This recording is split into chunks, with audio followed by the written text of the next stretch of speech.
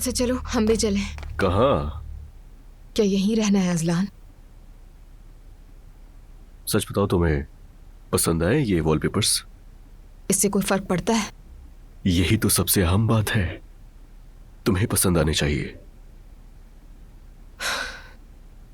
ठीक है, अगर लड़ाई नहीं होगी तो सच कह सकती हूँ, मुझे पसंद नहीं आया, बिल्कुल नहीं। यार मेरी अम्मी ने इतनी मेहनत की और तुम्हें कोई परवाह नहीं है। और सच बताऊं तो अच्छा मैं अजलान, फिर वही बातें। अरे मजाक कर रहा हूं मेरी जान। मुझे भी बिल्कुल पसंद नहीं है।